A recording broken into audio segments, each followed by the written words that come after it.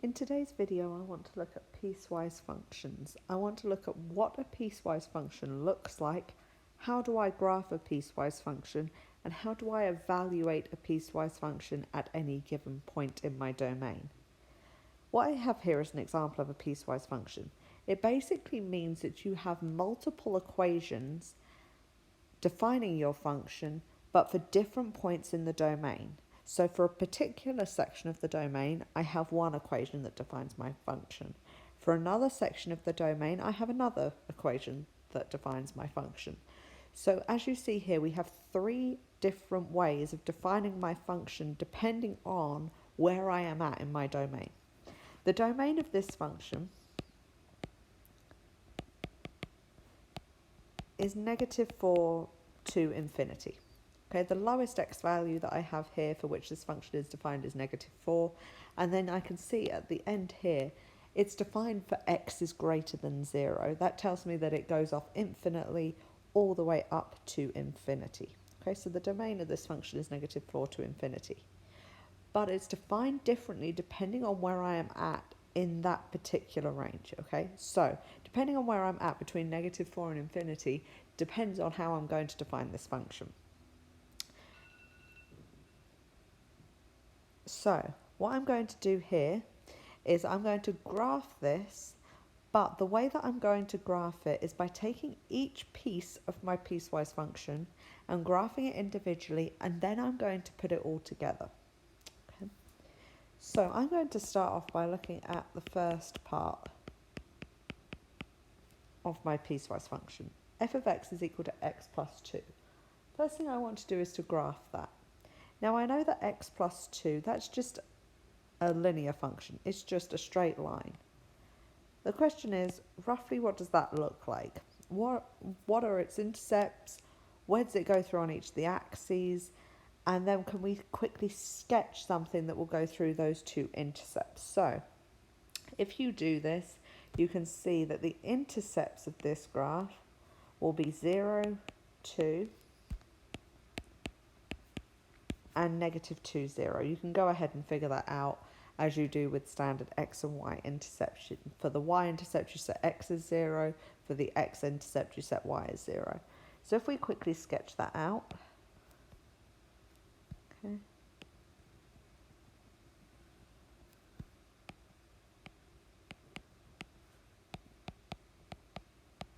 That's roughly what it would look like. Okay, it has a slope of 1 because the coefficient of x is 1, and it goes through -2, 0 and 0, 2. Okay. But if we look back at my piecewise function here, I know that this is only defined from -4, including -4, up to 0, but not including that value. So for my given x values, I only go between -4 and 0 on my x-axis. So I then get rid of everything that surrounds that I no longer need. As I said, this is just a sketch. And then we're going to include the point x is equal to -4, but not include the point where x is 0. So that will be an open circle. If it includes the point, it's a circle that's filled in. If it's not including that point, it's an open circle. So my recommendation to you here, whenever you do one of these, start off with the whole graph, then get rid of what you don't need, and then look at the end points of the graph. Should it be a closed circle or an open circle? So that's the first part of my piecewise function. Looking at the next part, f of x is equal to x. Okay, that's the next part. So if I were to draw that, that's just a straight line straight through the origin. Okay. However, this is only defined when x is equal to 0. If I go back to my piecewise function here, f of x is equal to x, but that's only valid when x is equal to 0. So what I'm effectively doing here is getting rid of the whole line apart from at the point x is equal to 0. And at that point, I would have a closed circle because it is defined at that point. So I'm going to do a closed circle. Then the next part of my function is f of x is equal to x squared plus 1.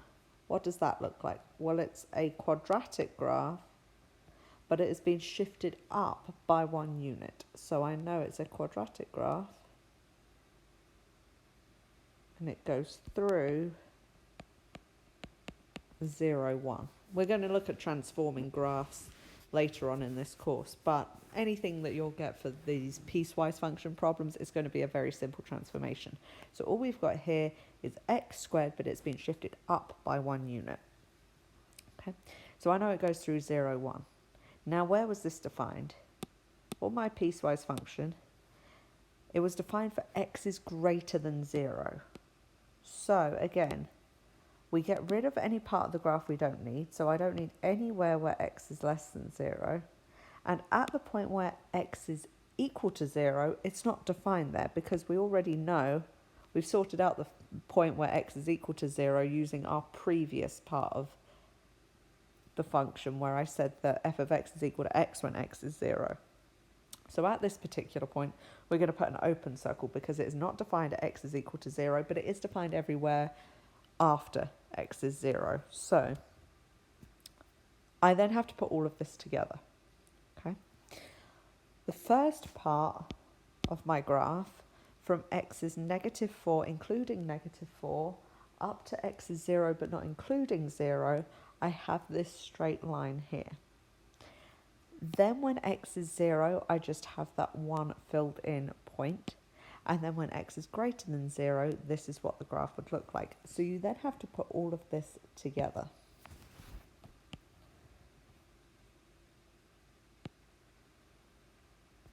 So if I put all of this together, I'm going to end up with an open circle here, closed circle here, an open circle here. I have the straight line that went through here. It went through negative 2, 0, and 0, 2. And then at x is equal to 0, I had this filled in circle. And then when x is greater than 0, I had a quadratic function. And it starts at the point 0, 1. So that's what this graph would look like. So graph each one individually over negative infinity to infinity, then shrink down the domain depending on where it is defined for that particular function. And then you're going to do that for each part of your piecewise function and then put them all together onto one graph exactly like we have here. The next thing I want to look at is exactly how you evaluate a piecewise function. So if you're given this particular function that we have here, what happens when they say to you, okay, evaluate your function f at negative 1. Okay. Well, at negative 1, our function is just this, okay, because negative 1 is within negative 4 up to 0. So you look at, for the particular point that they're looking for, in this case x is negative 1, which particular function are we looking at for that part of the domain? So when x is negative 1, I am looking at this function here, x plus 2. So all you do is plug that x value into that particular part of the function for which it's defined, and that will give you the value. So in this case, it will be negative 1 plus 2, which is 1. Okay, same as if I said f of 0. Okay, where is this function defined for f is 0? Well, I'm at this point here, x is equal to 0, which tells me that I just plug in x is equal to 0 and I get 0. How about f of 1?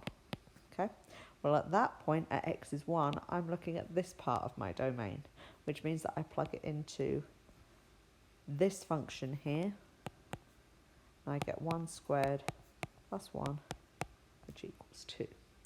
Okay, so whenever they ask you to evaluate a piecewise function, evaluate it at the particular part of the domain in which it is defined. So for negative 1, we looked at the first part of the function. For 0, we looked at the second part. And for 1, we looked at the third part. So just look at which point in the domain you're at.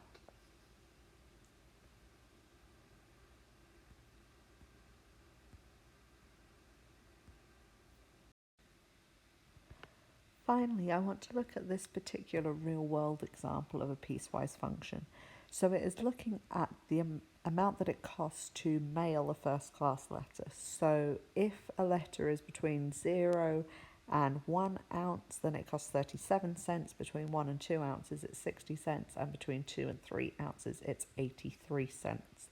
So you can see here that, again, none of the domains overlap. So the first part is only defined up to 1, and then the second part is defined above 1. Okay, so there is never any overlap in the domains, and they're defined differently for each one. So you can go ahead and sketch this. This is a really simple example where you're just going to end up with this constant horizontal line for each part of your piecewise function. But it is a really good example of one of these piecewise functions where, again, you've got these multiple different parts to the function that are defined for different parts of the domain. I again would have done this exactly the same way as we did our last example, where you would graph that horizontal line over negative infinity to infinity, and then you would have just cut it down to be defined from 0 to 1, from 1 to 2, and then 2 to 3. And remember, where it's not defined at the start on that endpoint, you put an open circle, and then on the other endpoint where it is defined, you put that closed circle. And of course, in this example, you can't have negative ounces and you can't have a 0 ounce letter. So always bear in mind, when you get a real world example, think about it in terms of the problem. So with a letter, you can't have a negative weight. You also can't have a 0 weight. So be careful when doing these real world problems that you use some common sense when you look at the domains of the problem.